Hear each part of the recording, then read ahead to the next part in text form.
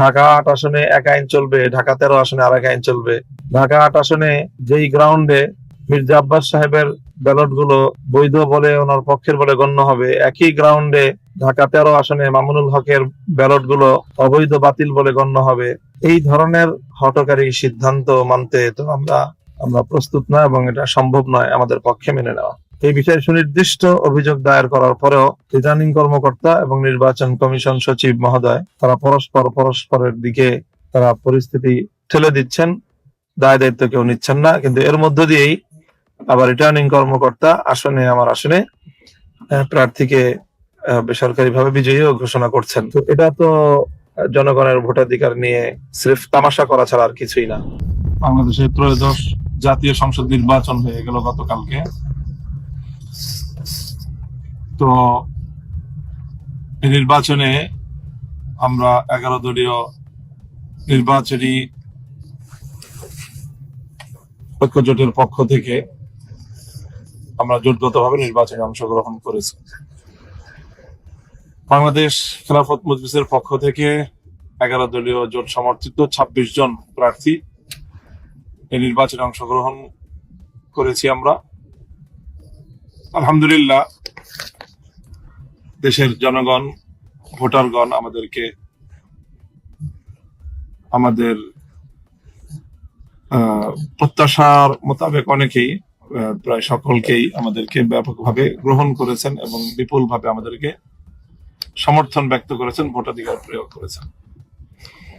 তার মধ্যে অন্যতম একটি আসন ছিল আমার ঢাকা 13 186 নম্বর আসন, যেটি এই আসনটি আপনাদের অনেকেরই, যারা দেশ, জাতি এবং ইসলামকে ভালোবাসেন, আপনাদের অনেকেরই একটা আগ্রহের বিষয়ে পরিণত হয়েছিল। সারাদিন আপনারা সকলে এটা নিয়ে খুব উদ্বেগ এবং উৎকণ্ঠার মধ্যে ছিলেন এবং সকল উদ্বেগ উৎকণ্ঠার পর অনেক নাটকীয়তার শেষ পর্যন্ত রাত গভীরে আমাদেরকে এই আসনে পরাজিত ঘোষণা করা হয়। আমরা বর্তমান এই রাজনীতিতে এই নির্বাচনকে কেন্দ্র করে আমরা একটা নীতিগত অবস্থান গ্রহণ করেছি। সেটা হলো বাংলাদেশের যে চলে আসা রাজনৈতিক একটি নেতিবাচক ধারা, নির্বাচনে হারলে সকলেই নির্বাচনের ফলাফলকে প্রত্যাখ্যান করে। আমরা গতানুগতিক সেই পথে যেতে চাইনি। নির্বাচনে পরাজয়কে আমরা স্বাভাবিকভাবেই গ্রহণ করা, সম্পূর্ণ ইতিবাচক মানসিকতা নিয়েই আমরা নির্বাচনকে ফেস করেছি এবং আমাদের প্রাথমিক প্রতিক্রিয়া এবং আমাদের পক্ষ থেকে সেই ধরনের বক্তব্য মিডিয়াতেও এসেছে। সময় যত গড়াচ্ছে আমাদের কাছে এই নির্বাচনের ভয়াবহ কিছু চিত্র উঠে আসছে, যার কারণে আমরা দেশের স্বার্থে এবং দেশের নির্বাচনী গণতান্ত্রিক পরিবেশকে রক্ষা করার স্বার্থে, দেশের মানুষ যে ভোটাধিকার প্রয়োগ করার জন্য দীর্ঘ প্রতীক্ষা ছিল, মানুষের যে আবেগ এবং উচ্ছ্বাস, তাদের মতামতের ভিত্তিতে তাদের জনপ্রতিনিধি নিযুক্ত হবে, সেই আবেগের প্রতি যে চরমভাবে যে বৃদ্ধাঙ্গুলি প্রদর্শন করা হলো, জনগণকে নিয়ে যে তামাশাটা করা হলো অনেক জায়গাতেই, আমরা সেটার বিষয়ে কিছু তথ্য এবং কিছু বক্তব্য না তুলে ধরে পারছি না।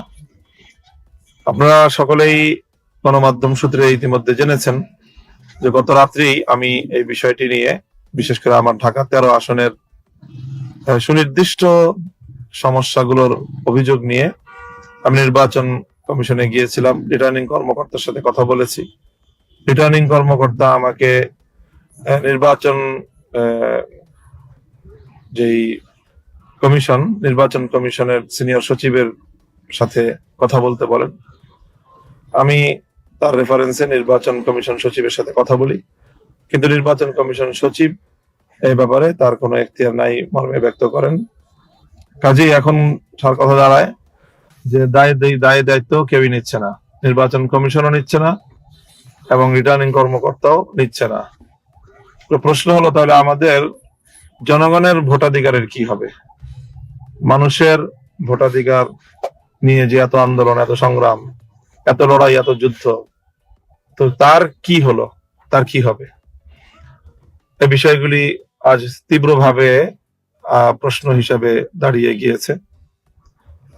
কাজেই এই বিষয়টি আমরা যতটা সহজেই এটাকে আমরা উপেক্ষা করতে চেয়েছিলাম, পরিস্থিতির বাস্তবতা আমাদেরকে সেভাবে উপেক্ষা করতে দিচ্ছে না।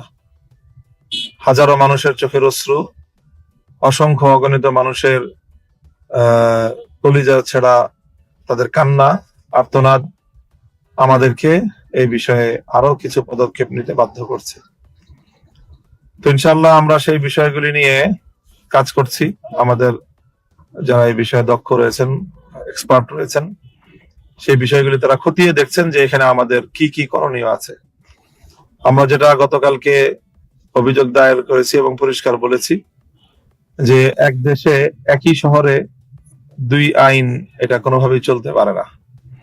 ঢাকা ৮ আসনে এক আইন চলবে, ঢাকা ১৩ আসনে আর এক আইন চলবে। ঢাকা ৮ আসনে যেই গ্রাউন্ডে মির্জা আব্বাস সাহেবের ব্যালট গুলো বৈধ বলে, ওনার পক্ষের বলে গণ্য হবে, একই গ্রাউন্ডে ঢাকা ১৩ আসনে মামুনুল হকের ব্যালট গুলো অবৈধ, বাতিল বলে গণ্য হবে। এই ধরনের হঠকারী সিদ্ধান্ত মানতে তো আমরা কোনোভাবেই আমরা প্রস্তুত না, এবং এটা সম্ভব নয় আমাদের পক্ষে মেনে নেওয়া। এই বিষয়ে সুনির্দিষ্ট অভিযোগ দায়ের করার পরেও রিটার্নিং কর্মকর্তা এবং নির্বাচন কমিশন সচিব মহোদয় তারা পরস্পরের দিকে তারা পরিস্থিতি ঠেলে দিচ্ছেন, দায় দায়িত্ব কেউ নিচ্ছেন না। কিন্তু এর মধ্য দিয়েই আবার রিটার্নিং কর্মকর্তা আমার আসনে প্রার্থীকে বেসরকারিভাবে বিজয়ীও ঘোষণা করছেন। তো এটা তো জনগণের ভোটাধিকার নিয়ে সির্ফ তামাশা করা ছাড়া আর কিছুই না। আমরা দ্ব্যর্থহীন ভাষায় বলছি যে আমরা যাবতীয় প্রক্রিয়া অবলম্বন করছি। এই সময়